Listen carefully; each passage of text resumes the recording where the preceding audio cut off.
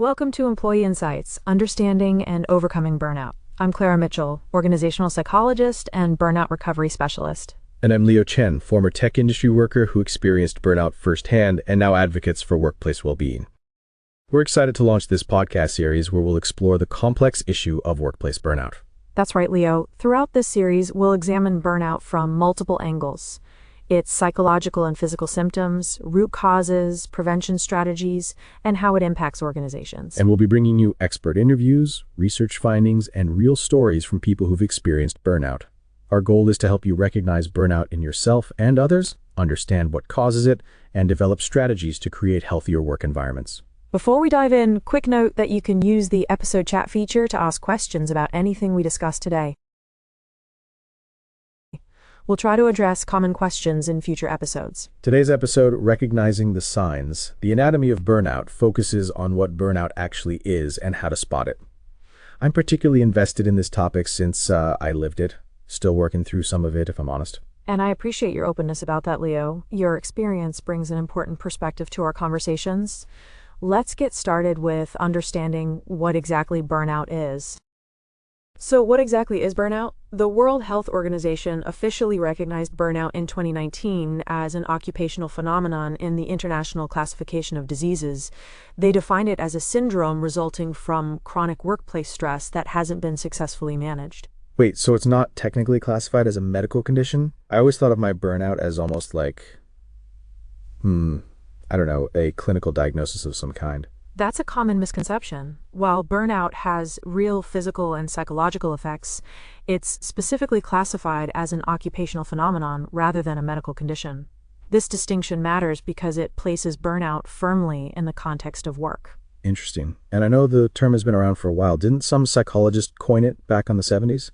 Good memory. Yes, psychologist Herbert Freudenberger first used the term in 1974 to describe the consequences of severe stress in helping professions. But Christina Maslach really advanced our understanding by developing the Maslach Burnout Inventory, which identified 3 key dimensions of burnout. Which are? Exhaustion, cynicism, and reduced professional efficacy. Exhaustion is that feeling of being emotionally and physically depleted. Cynicism refers to detachment from your job. Oh yeah, I remember that phase. Started referring to my projects as this garbage and couldn't muster enthusiasm for anything. Not my finest moment. That's exactly it. And the third dimension, reduced efficacy, is when you begin feeling less competent and productive at work, regardless of your actual performance. Got it. So if I'm understanding correctly, burnout isn't just feeling tired or stressed. It's this specific syndrome with 3 dimensions that's directly related to chronic workplace stress. And it's been recognized in psychological literature since the 70s, but only officially acknowledged by the WHO in 2019. Perfect summary, Leo. And what's particularly important is understanding that burnout isn't something that happens overnight. It's a gradual process that develops over time, which is why recognizing the early warning signs is so crucial. I wish I'd known that earlier in my career. Would have saved me a lot of trouble. Let's move on to how burnout actually affects our bodies. So Claire, we've established what burnout is conceptually, but what does it actually do to our bodies? When I was burning out, I remember being exhausted all the time, like zombie level tired, no matter how much sleep I got. That's one of the most common physical symptoms, Leo. Chronic fatigue and burnout isn't just ordinary tiredness that goes away after a good night's sleep. It's a persistent state of physical and emotional depletion. I literally fell asleep at my desk once. My coworker took a picture. It's somewhere on Instagram, unfortunately. That's actually not uncommon. Along with that fatigue, many people experience significant sleep disturbances, either insomnia or poor sleep quality. The irony is you're exhausted but can't get restorative sleep. Oh, I experienced that too. Lying awake at 3 a.m. thinking about work emails. Not fun. But what's actually happening physiologically? Physiologically, burnout creates a state of chronic stress that disrupts your body's normal functioning. One critical factor is cortisol, often called the stress hormone. When you're experiencing acute stress, cortisol helps your body respond appropriately. Right, like that fight or flight response? Exactly. But with chronic stress and burnout, this system gets dysregulated. Initially, burnout often involves elevated cortisol levels, but as burnout progresses, some research suggests the body can shift to producing insufficient cortisol, a condition sometimes called adrenal fatigue, though that term is somewhat controversial in medical circles. Wait, so our stress response basically wears out? In a manner of speaking, yes. And this dysregulation has widespread effects. It can impact your immune system, making you more susceptible to illnesses, explaining why burnout often comes with frequent colds or infections. That tracks. I definitely got sick more often during that period of my life. I think I caught 3 colds in one winter, which was unusual for me. Other common physical symptoms include headaches, muscle tension, gastrointestinal issues, and even cardiovascular problems in severe cases. Some people experience changes in appetite or weight. So if I'm understanding correctly, burnout essentially puts our bodies in this prolonged stress state that disrupts everything from our sleep to our immune function, and it's all connected to how our stress hormone system gets thrown out of whack. That's a great summary. And importantly, these symptoms aren't just in your head.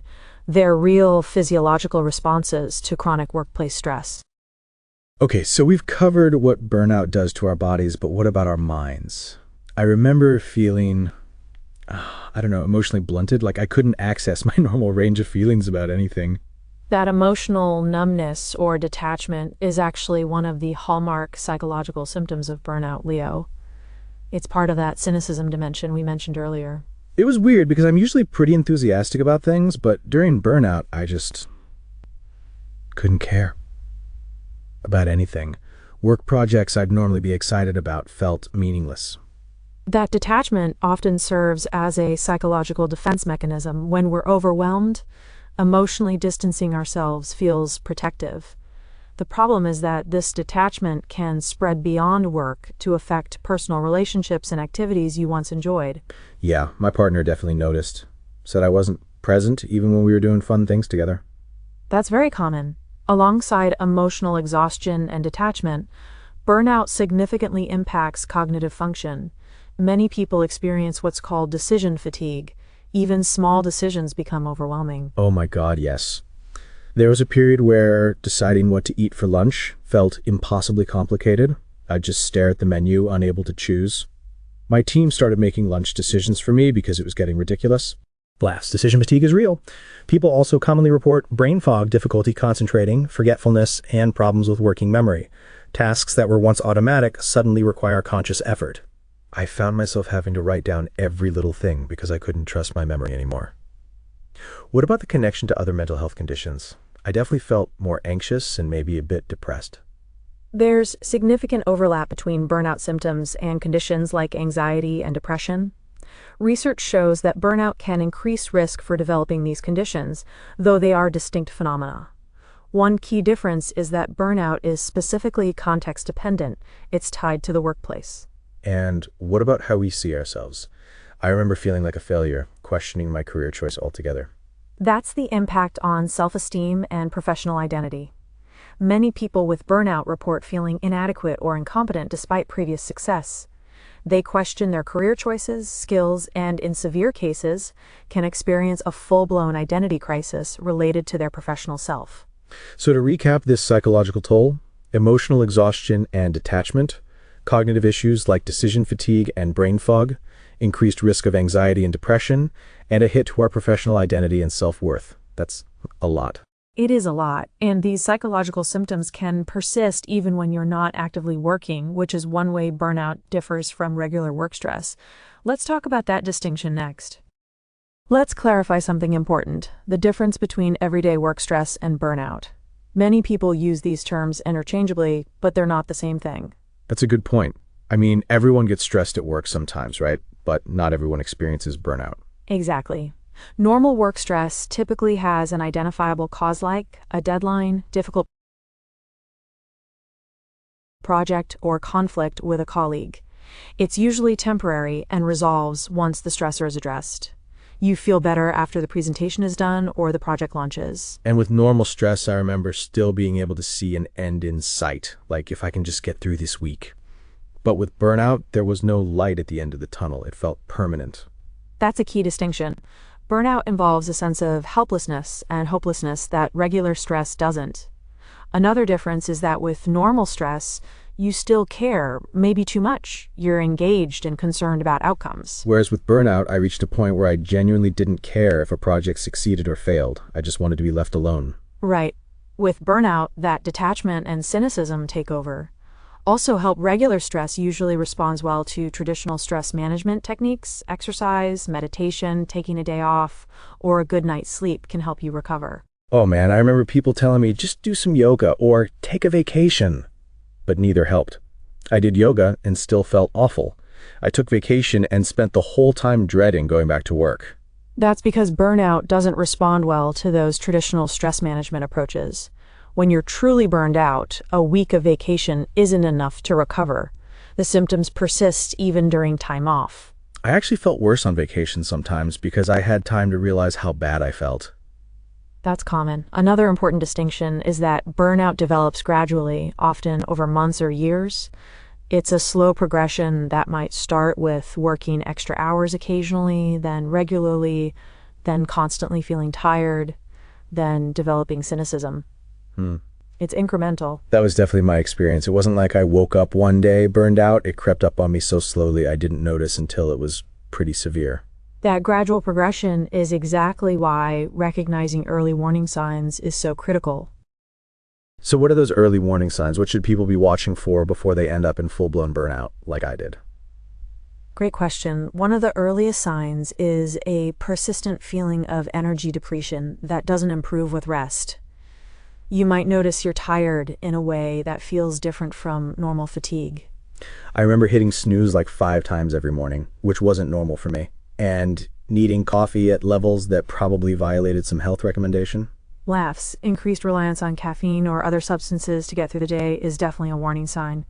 Another early indicator is what we call Sunday night dread, or Monday morning blues that become increasingly intense. Oh yeah, Sunday evenings were the worst.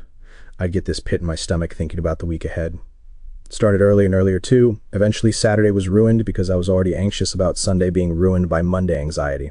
That anticipatory anxiety about work is a significant warning sign, especially when it starts affecting your weekend or time off. Watch for changes in your physical health, too tension headaches, jaw clenching, digestive issues, or getting sick more frequently. Wait, jaw clenching? Is that related? Absolutely. Many people with early-stage burnout report teeth grinding or jaw clenching, often at night. Their dentists are sometimes the first to notice. Huh. I did crack a tooth from grinding during that period. Never connected the dots. What about behavioral changes? Important ones include withdrawing from colleagues, becoming more irritable or impatient, cynical remarks that weren't part of your normal communication style, and procrastination on tasks you previously would have tackled promptly. I definitely started eating lunch alone because I couldn't handle small talk. And my procrastination got so bad my manager had to start checking in daily, which only stressed me out more. Are there ways people can self-assess? Yes, there are validated scales like the Maslach Burnout Inventory or the Copenhagen Burnout Inventory, but even simple reflection can help asking yourself, do I feel enthusiastic about my work most days? Can I recognize my contributions? Do I have enough energy for both work and personal life? And if someone is seeing these warning signs, what should they do? I wish I'd known what actions to take early on. If you're noticing early warning signs, don't ignore them. Start with honest reflection about your work situation and whether certain aspects need to change. Prioritize basic self-care like sleep and nutrition and exercise. Consider setting firmer boundaries around work hours and availability. What about professional help? When should someone reach out to a doctor or therapist? If symptoms persist for several weeks despite your efforts, if they're interfering with your ability to function at work or home, or if you're experiencing significant mood changes or thoughts of hopelessness, that's definitely time to consult a healthcare provider. A doctor can rule out other conditions with similar symptoms like thyroid issues or depression, and a therapist can provide strategies specific to your situation. That's really helpful. I think I waited too long to get help because I thought I could power through it on my own. You're not alone in that. Many high-achieving professionals try to push through burnout, which unfortunately often makes it worse. Early intervention is key to preventing the more serious stages of burnout. As we wrap up today's episode, let's recap what we've covered about burnout and its signs. We started by defining burnout as this occupational phenomenon with 3 dimensions: exhaustion, cynicism, and reduced efficacy. It's not just being tired, it's this specific syndrome related to chronic workplace stress. Exactly. Then we explored how burnout affects our bodies, from chronic fatigue and sleep disturbances to immune system suppression and cortisol dysregulation. Which explains why I got sick so often. We also discussed the psychological toll, including emotional detachment, brain fog, decision fatigue, and that hit to professional identity that makes you question your entire career path. We clarified the difference between normal work stress and burnout, how burnout develops gradually, doesn't respond to traditional stress management, and involves that sense of hopelessness that's not typically present with everyday stress. And finally, we covered those early warning signs like persistent fatigue, Sunday night dread, increased irritability, and physical symptoms like headaches or jaw clenching. The key takeaway for me is that catching burnout early can prevent it from becoming severe. Absolutely. Early intervention is crucial, and understanding these signs isn't just important for protecting yourself. It helps you recognize when colleagues or loved ones might be struggling too. I wish someone had recognized my signs earlier, though I probably would have denied it if they pointed it out. I was pretty stubborn about admitting I wasn't coping well. That's a really important point, Leo. There's often resistance to acknowledging burnout, especially in work cultures that valorize hustle and pushing through difficulties. Oh, 100%. At my old company, burnout was practically a badge of honor. I'm so burned out was something people said proudly. It's messed up looking back on it. That cultural aspect is something we'll explore more in our next episode, Root Causes Why Burnout Happens. We'll examine the organizational, individual, and societal factors that contribute to workplace burnout and help listeners identify potential risk factors in their own work situations. I'm really looking forward to that discussion. Understanding the why behind burnout seems crucial to preventing it. It absolutely is. Before we sign off, we want to thank everyone for joining us for this first episode of Employee Insights, Understanding and Overcoming Burnout.